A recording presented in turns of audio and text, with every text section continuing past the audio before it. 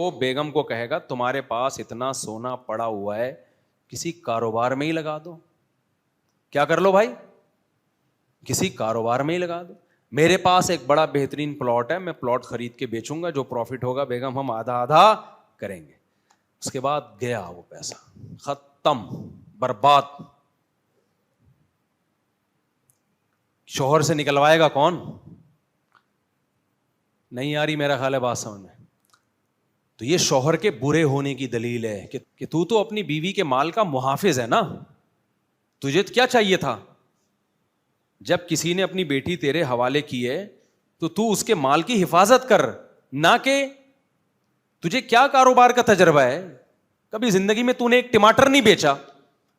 اپنا لگا پیسہ, جب 10 سال تک تجربہ ہو جائے نا کہ اس پیسے میں پروفٹ ہی ہے, نقصان نہیں ہے, پھر اس کو بڑھانے کے لیے آپ لگا سکتے ہو.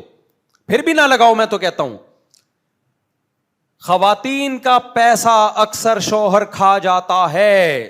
معذرت کے ساتھ, شوہر نہیں کھائے گا تو اس کے بھائی بولو کھا جائیں گے. سگا بھائی کھائے گا.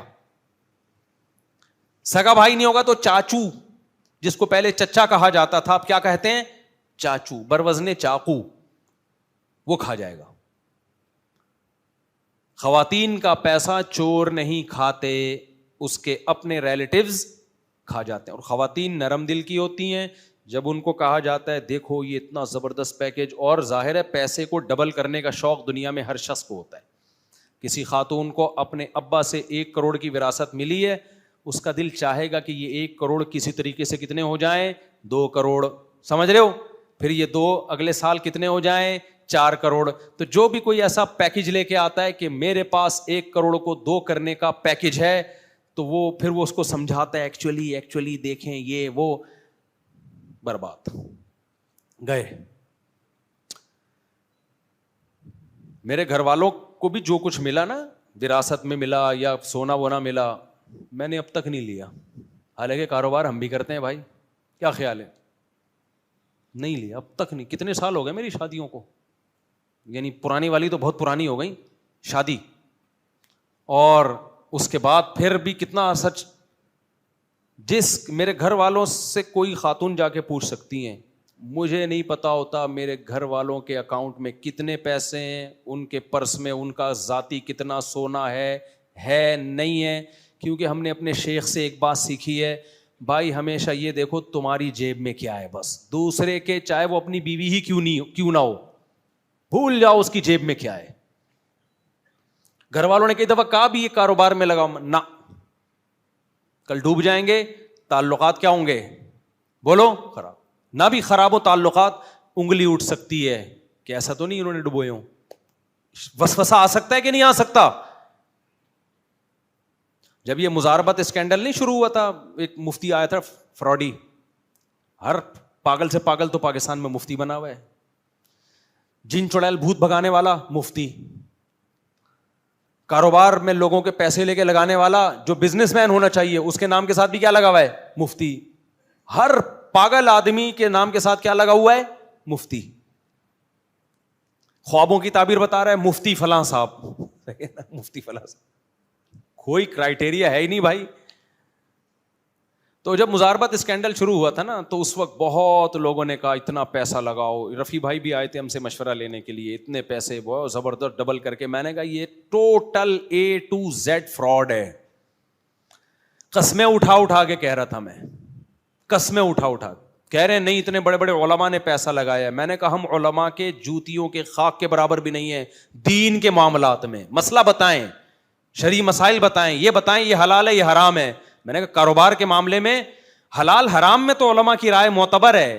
یہ کاروبار پروفیٹیبل ہے یا نہیں ہے, نقصان دہ ہے یا بیڑا غرق ہوگا, اس میں علماء کی رائے کا اعتبار نہیں ہے. یہ علماء کی فیلڈ نہیں ہے. بھائی آپ کے گردے میں پتھری ہے, یہ مفتی صاحب بتائیں گے یہ پتھری کیسے نکلے گی, یہ ڈاکٹر بتائے گا. کہ وہ ڈاکٹر مفتی بھی ہے, اس کا مطلب نہ وہ ڈاکٹر ہے نہ وہ مفتی ہے, کوئی بھی کام اس نے ڈھنگ سے نہیں کیا. بھائی کسی ایک فیلڈ میں ماہر ہوتا تو دوسرے کے لیے ٹائم کہاں ملتا اس کو. اس کا مطلب جو ڈاکٹر بھی ہے مفتی بھی ہے, نہ وہ ڈاکٹر ہے اب نہ وہ ڈھنگ کا مفتی ہے. یہ ہو رہا ہے. جن چڑیل بھوت بھی بھگاتا ہے مفتی بھی, اس کا مفتی تو ہے نہیں, اور جن چڑیل بھوت بھگانے والے ویسے ہی کچھ بھی نہیں آتا ان کو. تو جو کچھ بھی نہیں ہوتا وہ سب کچھ ہوتا ہے, خلاصہ یہ نکلا. جو کچھ بھی نہیں ہوتا نا وہ کیا ہوتا ہے. دیکھو 2 نمبر حکیم سے آپ پوچھو گے نا گردوں کا مسئلہ, وہ گردوں کا بتائے گا. آپ اس کو پوچھو گے پیٹ کی بیماریاں بتائے گا, شوگر کنٹرول کرنے کے طریقے وہ بتائے گا, کینسر کے علاج وہ بتائے گا, فلانا علاج وہ بتائے گا, ڈمکانا علاج وہ بتائے گا. یہ اس کی علامت ہے, اس کو کچھ بھی نہیں آتا. یہ اس کی علامت ہے کہ اس کو, کیونکہ اتنی ساری چیزوں میں ایک آدمی ایکسپرٹ بولو نا نہیں ہو سکتا. ڈاکٹر کے پاس آپ جاؤ نا, جو گلے کا ڈاکٹر ہے گلے کے بارے میں بتائے گا. گردوں کی بات کرو وہ کہے گا بھائی اس کے لیے کڈنی کے اسپیشلسٹ ہیں ان کے پاس جاؤ. میں نے خود تجربے کیے ہیں, حالانکہ وہ کڈنی پڑھا ہوا ہے اس نے, لیکن وہ فوراً کہہ دے گا میں اسپیشلسٹ نہیں ہوں. اس سے شوگر کی بات کرو بولے گا بھائی یہ کس کا ہیڈیک ہے, یہ شوگر اسپیشلسٹ کے پاس, کیونکہ اس کو اپنی فیلڈ میں مہارت ہے. اس لیے وہ کہتا ہے آپ گلا کان ناک کان حلق کے مسائل مجھ سے پوچھیں کائنڈلی, آپ ہارٹ پیشنٹ ہیں تو یہ میرا ٹاپک نہیں ہے. لیکن پاکستان میں پتھر اٹھاؤ حکیم نکلے گا, پتھر اٹھاؤ ڈاکٹر نکلے گا. حکیموں میں بھی فراڈ ہے, ڈاکٹروں میں بھی, ہر جگہ ہے, اور اچھے بھی ہیں, حکیموں میں اچھے بھی ہیں, ڈاکٹر میں بھی اچھے ہیں. لیکن فراڈی آدمی کی سب سے بڑی علامت ہوتی ہے اس کو سب کچھ پتا ہوتا ہے, سب کچھ پتا ہوتا ہے. تو جس کو میرے بھائی سب کچھ پتا ہے اٹ مینس اسے کچھ بھی نہیں پتا. عبقری کا میں نے بتایا تھا نا پچھلے ہفتے, ہر بیماری کا علاج عبقری رسالے میں آپ کو ملے گا. ہر مسئلے کا حل کس کے پاس ہے؟ عبقری کے پاس. اس کا مطلب کسی مسئلے کا حل خدا کی قسم عبقری کے پاس نہیں ہے, تبھی ہر مسئلے کا حل ہے اس کے پاس. ہائے ہائے, جب میں نے بیان کیا نا عبقری کے بارے میں تو کسی نے کہا آپ کے فلاں بزرگ اس سے بیعت ہیں یا فلاں نے خلافت دی ہوئی ہے. بھائی وہی بات آ جاتی ہے, ہم علماء کے قائل ہیں علم میں. علمی بات کوئی علماء سے نقل کر کے ہمیں بتاؤ گے ہم مانیں گے. یہ روحانی عامل ٹوپی ڈرامے اور یہ جو چیزیں آ رہی ہیں نا مارکیٹ میں, جو علماء کی فیلڈ ہی نہیں ہے, اس میں بھائی علماء سے تھوڑی پوچھا جائے گا کہاں پیسہ لگایا جائے کہاں نہیں لگایا جائے. مجھ سے لوگ آ کے مشورہ لیتے ہیں بزنس کا, کاروبار کا. میں کہتا ہوں خود تو ڈوبے ہیں صنم, تم کو بھی لے ڈوبیں گے. ہم نے تو کاروبار میں بہت پیسہ برباد کیا. ہم نے کہا ہم سے بس یہ تجربہ سیکھ لو کہ اپنا پیسہ کسی کو کبھی بھی مت پکڑاؤ, نہ اپنے ابا کو نہ اپنے بھائی کو. ابا کو بھی مت دو, ابا کو دینا ہے تو ہدیے کی نیت سے دو, میرے والد صاحب اتنے اچھے ہیں یہ لیں ابو آپ کو گفٹ, اس طرح دو ثواب ملے گا. کاروبار کے لیے ابا کو دے دیے پیسے, سوائے ان ابا کے جو یہاں بیٹھے ہوئے ہیں ان کے علاوہ کی بات کر رہا ہوں, ابا کو دے دیے تو بس گئے, اب نہیں ملتے, کیونکہ وہ تو ابا ہے. وہ کہے گا تیرا باپو نکال کے دکھا, صحیح ہے نا, اب وہ کون نکالے گا, ابا سے لڑے گا کون؟ سمجھتے ہو گے نہیں سمجھتے؟ تو وہ کیا بات کر رہا تھا, میں جلدی سے بات کو کمپلیٹ کروں, وہ باتیں ادھر ادھر بہت جا رہی ہیں. تو وہ کاروبار کی بات کر رہا تھا نا, بہنوں کو لوٹا جاتا ہے ہماری سوسائٹی میں. بھائی پیسہ لے کے لگاتے ہیں, ڈبو دیتے ہیں. جب وراثت ملتی ہے تو چھوٹے نابالغ بچوں کا مال برباد ہوتا ہے, نابالغ بچوں کا مال برباد ہوتا ہے. ہاں مزاربت اسکینڈل کی بات کر رہا تھا, اتنا میں نے لوگوں کو منع کیا. میں نے کہا بھائی پاکستان ہے, اتنا کافی ہے فراڈ ہونے کے لیے کہ پاکستان ہے. اتنا بڑا بزنس ایک آدمی پیسہ دے رہا ہے ڈبل کر کے واپس. یہ تو یہودی اتنا پروفٹ نہیں دیتا. لوگ اندھے ہو گئے تھے بھائی, نا نا نا نا نا. مجھے برا بھلا کہنا شروع کر دیا لوگوں نے, مجھے برا بھلا کہنا شروع کر دیا. میں نے کہا بھائی یہ بہت بڑا اسکینڈل بنے گا, اس سے داڑھی والے بدنام ہو جائیں گے. نا ایسا ہوس اس وقت لوگوں کے دماغوں پہ بھوت سوار تھا نا, نہیں بھائی ادھر 1 کروڑ دو, ادھر 2 کروڑ. وہ بھی بڑا ڈرامے باز تھا فلم, ادھر سے دے رہا ہے ادھر سے 2 کروڑ دے رہا ہے اس نیت سے کہ پھر 4 کروڑ دے گا. یہ صحیح ہے نا, جب 1 کروڑ کے 2 کروڑ کوئی بنا کے آپ کو دے دے تو پھر جس کے 2 کروڑ بنے اس کو 2 کو 4 کرنے کا دل نہیں چاہے گا. ہوس تو کبھی دنیا میں ختم نہیں ہوتی. نبی صلی اللہ علیہ وسلم کی صحیح حدیث ہے, اگر انسان کو, بخاری مسلم کی حدیث, انسان کو سونے کا بھرا ہوا جنگل دے دیا جائے نا تو وہ چپ کر کے نہیں بیٹھ جائے گا بھائی سونے کی وادی ہے. وہ کہے گا کاش یہ ایسی 2 وادیاں اور ہوں. فوراً بزنس کا سوچے گا وہ کہ یار اس کو ڈبل کس طرح کروں میں. فرمایا وَلَن يَمْلَأَ فَاهُ إِلَّا التُّرَابُ, انسان کی توند قبر کی مٹی کے علاوہ کوئی چیز نہیں بھر سکتی, کسی کا باپ بھی نہیں بھر سکتا یہ توند, جب تک قبر میں مٹی نہیں گھسے گی منہ کے اندر. ایک اصول بنا دو بھائی, دنیا مسافر خانہ ہے, جتنا میرے اللہ نے عزت کے ساتھ روزی روٹی دے دی بس میرا پیٹ اس سے بھر گیا, ختم. پاپوں سے بھرے اللہ, سوکھی روٹی سے بھرے, ہم راضی ہیں اللہ کی تقدیر پہ. جاؤ ایسی کی تیسی, نہیں ہے گھر باڑ میں جائے, نہیں ہے جاؤ ریڑی پہ سوئیں گے, ٹماٹر بیچیں گے, سمجھتے ہو. جب تک کھوپڑی میں یہ چیز نہیں بٹھاؤ گے نا, گھٹیا طریقے سے پیسہ کماتے رہو گے ہمیشہ. دکانداروں کو دیکھو نا, کچھ طریقے پیسہ کمانے کے ناجائز ہوتے ہیں, کچھ ناجائز نہیں لیکن غیر اخلاقی ہوتے ہیں. اتنا زیادہ کسٹمر کے پیچھے بھاگنا, ایسے جیسے بھیک مانگ رہے ہو.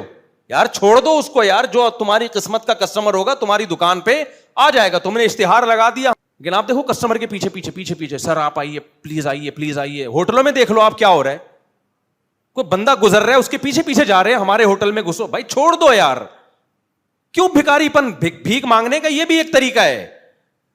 ایک طریقہ ہوتا ہے لوگوں سے جا کے ہاتھ پھیلانا, ایک طریقہ ہوتا ہے کسٹمر سے بھیک مانگنا کہ تم مجھ سے خریدو چیز. اللہ کو یہ بھکاری پن پسند, بولتے کیوں نہیں, پسند نہیں ہے. اللہ کہتا ہے سر اٹھا کے جیو.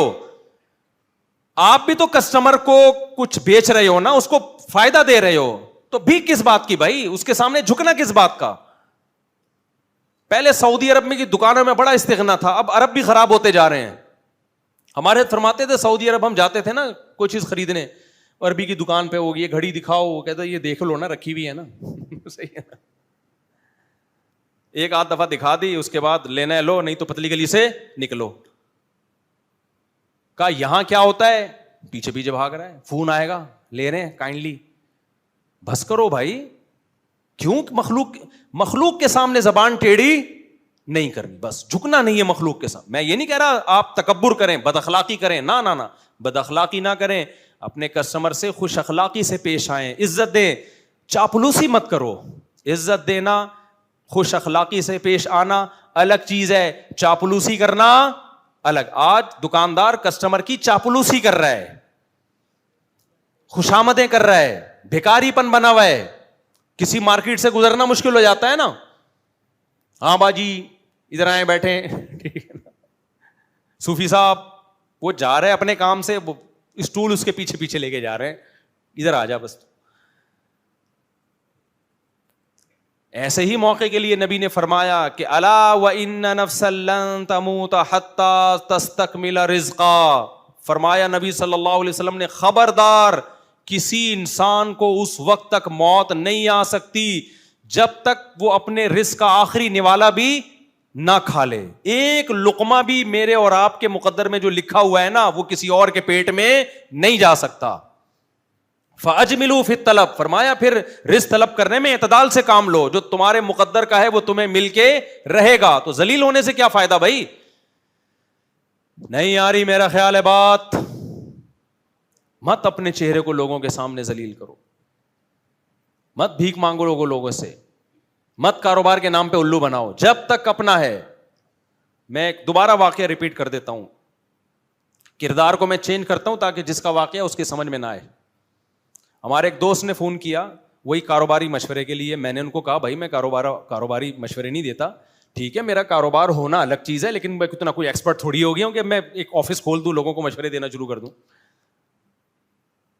تو وہ کہنے لگے کہ جی مسئلہ یہ ہے کہ ہمارے ایک بہت پرانے دوست ہیں, ان کے کاروبار کا کروڑوں کا ہو گیا ہے نقصان. یہ خوب واقعہ غور سے سنیں, یہ واقعات برائے واقعات نہیں ہیں, یہ قرآن و سنت ہی کی تعلیمات کو آج کے واقعات کی روشنی میں آپ کے دماغوں میں ڈال رہا ہوں. سمجھ رہے ہو, کیونکہ آج کے واقعات سے وہ قرآنی تعلیمات زیادہ اچھی طرح سمجھ میں آئیں گی. 1400 سال پرانے واقعات سے اس طرح سمجھ میں نہیں آئیں گی. مارکیٹ میں ہو کیا رہا ہے, اور یہ مشورہ اس لیے ان کو دیا اور آپ کو بتا رہا ہوں کہ سب اس کو ایک بات سمجھ میں آ جائے.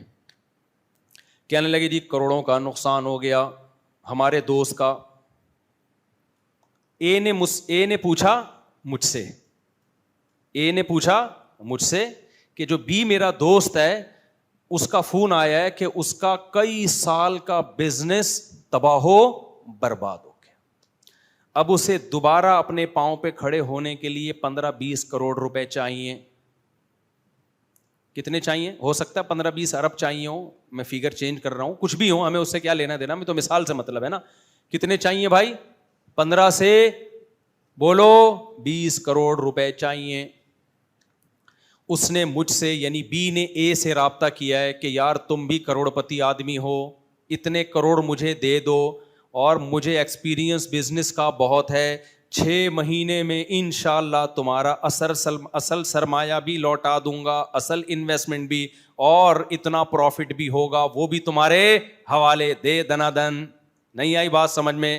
کیسے مزے کی زندگی ہے کہ نہیں ہے بھائی؟ آپ 15 کروڑ روپے دے دو. بی اے سے کہہ رہا ہے میرا کاروبار تباہ ہو گیا لیکن تجربہ تباہ نہیں ہوا. آپ کے پاس پیسہ ہے, میرے پاس تجربہ ہے, اور میں دوبارہ اسٹیبل ہو سکتا ہوں, لہذا 15 کروڑ روپے آپ مجھے دیں گے تو میں دوبارہ بزنس رن کروں گا. بزنس کی یہ فائلیں, یہ بزنس چلتا پھرتا, آپ کو بھی پتا ہے, بہترین بزنس. آپ کو نہیں پتا, اس بندے کو پتا ہے, یعنی وہ یہ کہہ رہے تھے. اور یہ 6-7 مہینے کی بات ہے, 6-7 مہینے, بائیں ہاتھ کا کھیل ہے. وہ تو ایک میرے سے غلطی ہو گئی تھی جس سے لاس ہو گیا. 6-7 مہینے کی بات ہے, بائیں ہاتھ کا کھیل ہے. اچھا جو اے ہے وہ بھی ایماندار ہے, بی بھی کیا ہے؟ ایماندار. دونوں نیک ہیں, فراڈی ان میں کوئی بھی نہیں ہے. لیکن جو میں اب بتانا چاہ رہا ہوں نا, جو میسج دینا چاہ رہا ہوں وہ سمجھو. تو یہ بی نے مجھ سے رابطہ کیا, میں نے کہا اے سے کہو تمہارے پاس پراپرٹی نہیں ہے, کوئی گھر ہے تمہارا ذاتی؟ یقیناً اتنا بڑا تمہارا بزنس ہے تو ذاتی گھر تو آپ نے بنایا ہوگا نا. 15-20 کروڑ میں بک جائے گا وہ لگا لو. اچھا یہ جو بی ہے یہ بہت دباؤ میں آیا ہوا تھا, سوری اے جو ہے بہت دباؤ میں آیا ہوا ہے کہ بی کا بہت اصرار ہے, دوستی بھی ہے پرانی. تو اب اس نے مجھ سے مشورہ لے لیا, اے نے مشورہ لے لیا, بولو مجھ سے. میں نے کہا بھائی کاروباری مشورہ نہیں دیتا. کہہ رہے نہیں آپ پوری بات تو سنیں. میں نے کہا جی ارشاد. کہہ رہے ہیں بی کہہ رہا ہے مجھے پیسے چاہیے, مجھے پیسے چاہیے, میں ڈبل کر کے دے دوں گا. میں نے کہا بی ایماندار آدمی ہے. جی ہاں جی مفتی صاحب, بی بہت ایماندار آدمی ہے, آج تک کبھی کسی کو دھوکہ نہیں دیا. میں نے کہا ایسا کرو, اس سے پہلے پوچھو کہ تم اپنا پیسہ کیوں نہیں لگا رہے. اس نے پوچھا تو بی نے کہا بھائی میرا سارا پیسہ ڈوب گیا ہے, میں کہاں سے لگاؤں. میں نے کہا میں بتاتا ہوں تمہارے پاس کہاں سے پیسہ ہے. اس سے پوچھو کرائے کے گھر میں رہتے ہو یا ذاتی گھر میں رہتے ہو. بی نے کہا بھائی گھر تو ذاتی ہے, اتنا بڑا کروڑ پتی آدمی کرائے کے گھر میں کہاں رہتا ہے, ذاتی گھر ہے. میں نے کہا وہ کتنے کا بکے گا ذرا پوچھ کے بتانا. انہوں نے کہا جی 25-30 کروڑ تو ہوگا. میں نے کہا مفتی صاحب کہہ رہے ہیں کہ مفتی صاحب نے مشورہ دیا ہے بی کو کہ 25-30 کا کروڑ اپنا گھر بیچ دو. کہہ رہے ہیں اتنی جلدی سستا بکے گا. میں نے کہا کوئی بات نہیں, 5 کروڑ کا نقصان کر کے بیچ دو, کاروبار میں لگا دو, 6 مہینے میں ڈبل ہو جائیں گے. کیا خیال ہے, گھر دوبارہ خرید لینا. کتنا آسان پیکج دیا کہ نہیں دیا؟ آپ لوگ کی سمجھ میں نہیں آ رہا تو بی کی سمجھ میں کہاں آئے گا. ابے نقصان میں بیچ دینا تو کیا جا رہا ہے, تم تو بزنس مین ہو. تم جب 6 مہینے میں 15 کروڑ پہ 5 کروڑ فار ایگزامپل کما سکتے ہو, تو تمہارا اگر 5 کروڑ لاس میں بھی چلا گیا گھر تو کیا جا رہا ہے, تمہاری نقصان کی تلافی تو پھر بھی ہو جائے گی. کیا خیال ہے بھائی؟ اور پھر ایسے 3 گھر اور بنا لینا 6-7 سالوں میں. تو اے نے بھی کو یہ سجیشن دی کہ مفتی صاحب کہہ رہے ہیں کہ بھائی اپنا ذاتی گھر بیچ دو اور وہ سارا پیسہ فی الحال کرائے پہ رہ لو, اور سارا پیسہ کہاں لگا دو. کیسے خراب مشورے دیتا ہوں دیکھو لوگوں کو میں, کتنے خراب مشورے دیتا ہوں. بی کا تو بیڑا غرق ہو گیا نا, کوئی بیڑا غرق نہیں ہوا کمبخت. اپنا گھر بیچ, تو نے ان دیواروں اس کو کیا قبر میں لے کے جانا ہے, اپنا نا. تو بی نے پتا کیا نہیں, میں اپنا گھر نہیں بیچنا چاہتا, میں اپنا گھر نہیں بیچنا چاہتا, میں نے بڑی محنت سے بنایا ہے. اس کو بولو کہ تو میرے 15 کروڑ داؤ پہ لگا رہا ہے, 6 مہینے بعد کسی کاروبار میں کوئی 100% گارنٹی دے سکتا ہے کہ پروفٹ ہوگا؟ کوئی دنیا میں ایسا کاروبار بتاؤ. یہ تو یہودی بھی گارنٹی نہیں دے. سود میں ہے گارنٹی کہ اتنا ہر مہینے پروفٹ لے لو. جب نفع نقصان کی بیس پہ ہوگا تو 100% گارنٹی پروفٹ کی دنیا میں کوئی بھی نہیں دے. قدرتی حادثے بھی تو ہو سکتے ہیں نا, آپ جتنی بھی ایمانداری سے کاروبار کرو, زلزلہ آ سکتا ہے, طوفان آ سکتا ہے, کرائسس آ سکتے ہیں, ڈیفالٹ ہو سکتا ہے کنٹری آپ کا, 20 امکانات ہیں. اور یہ بھی ممکن ہے کہ بھئی آپ بیمار ہو جاؤ, کوئی کینسر ہو جائے آپ کو, آپ بزنس نہ کر سکو, دوسرے کے 15 کروڑ داؤ پہ لگا رہے, اپنی جو دیواروں اینٹوں سے محبت ہے نا, اس محبت کو داؤ پہ لگانے کے لیے تیار نہیں ہے. میں نے کہا اس کو بولو تو یہ بنگلہ کیا قبر میں لے کے جائے گا, بیچ اس کو بیچ کے لگا 15 کروڑ, اور 6 مہینے میں تو پھر کمانا 5 کروڑ.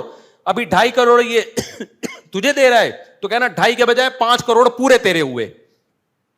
مفتی صاحب نے ایسا بہترین پیکج بتایا ہے کہ تم پہلے مجھے 2.5 کروڑ دے رہے تھے, اب مفتی صاحب کہہ رہے 2.5 نہیں پورے 5 بھی رکھے. آہا, زبردست فائدہ ہو گیا کہ نہیں ہو گیا؟ بھائی آدھے کسی اور کو کیوں دے رہے ہو, پورے خود رکھو.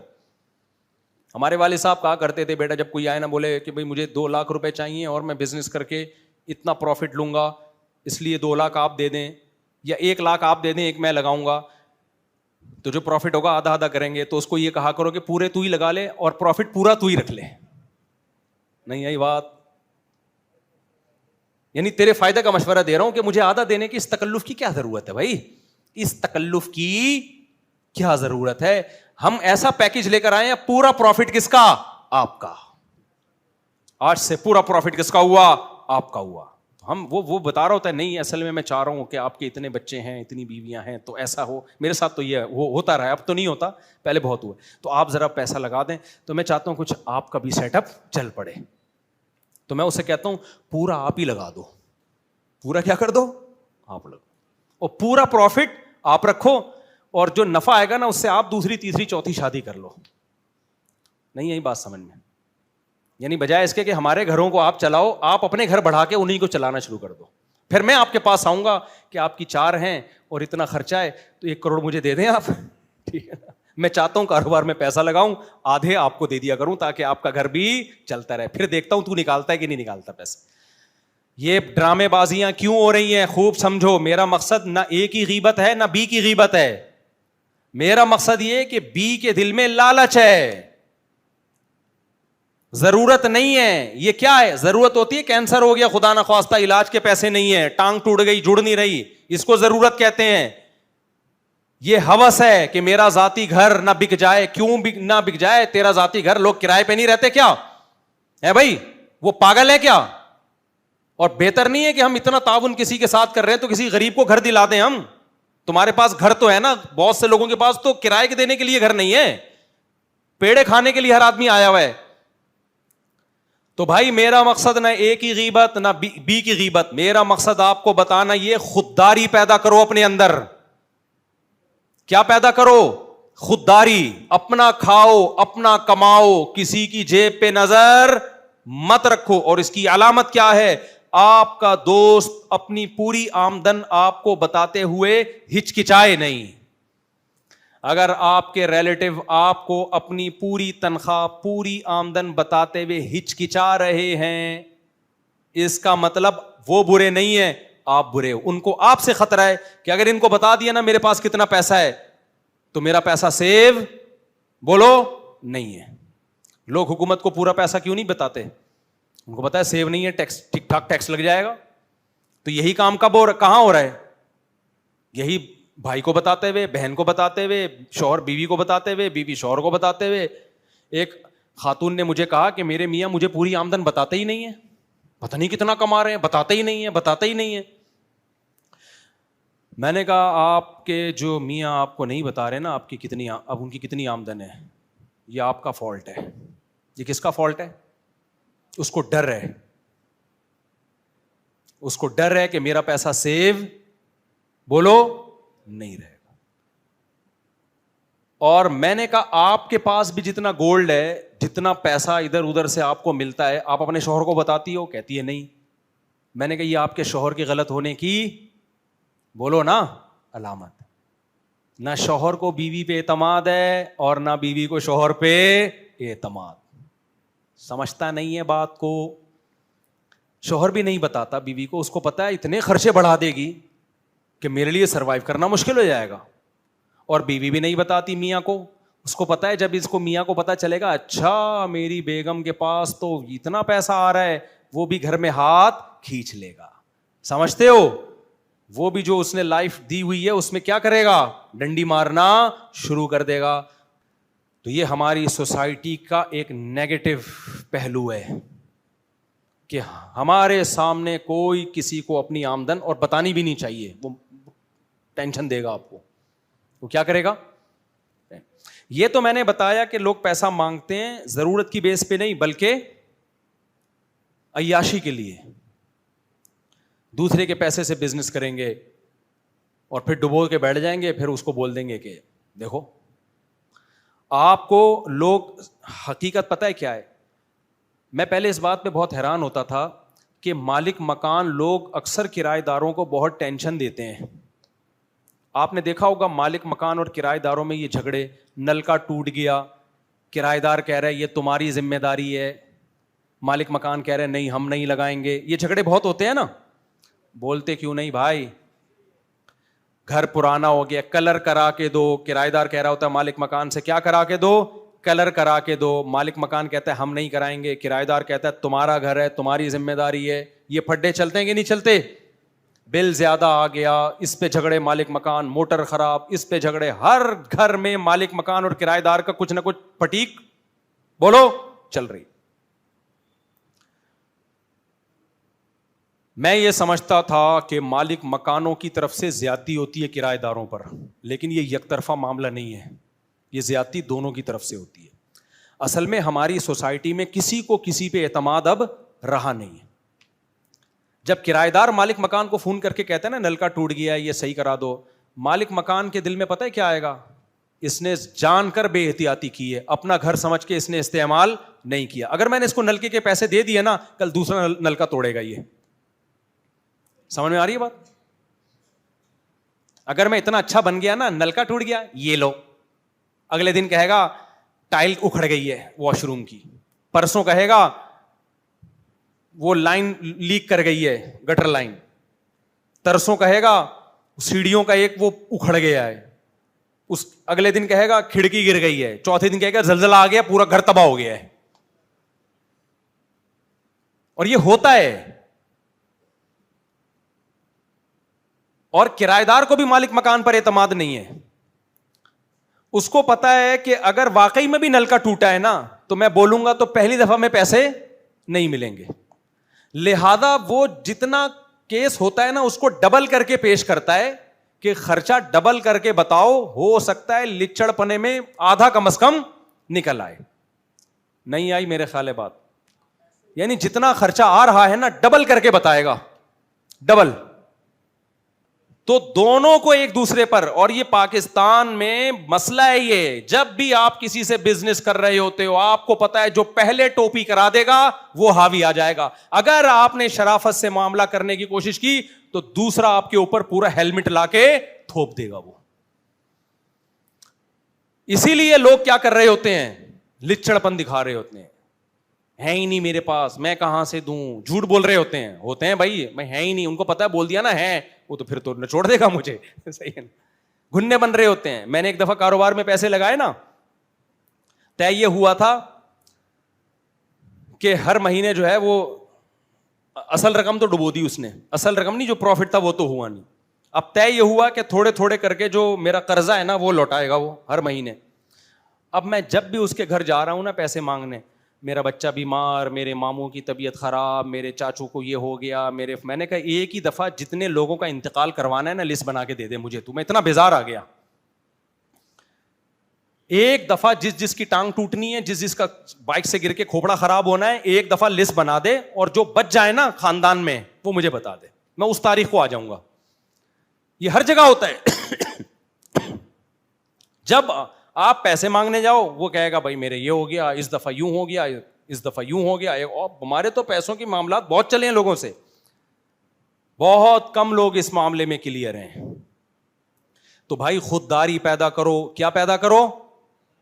اور یہ خودداری اس وقت تک خدا کی قسم پیدا نہیں ہوگی جب تک دولت سے محبت ختم نہیں ہوگی. سمجھ رہے ہو؟ اور دولت سے محبت کیسے ختم ہوتی ہے؟ دنیا کیا ہے میرے بھائی؟ مسافر خانہ.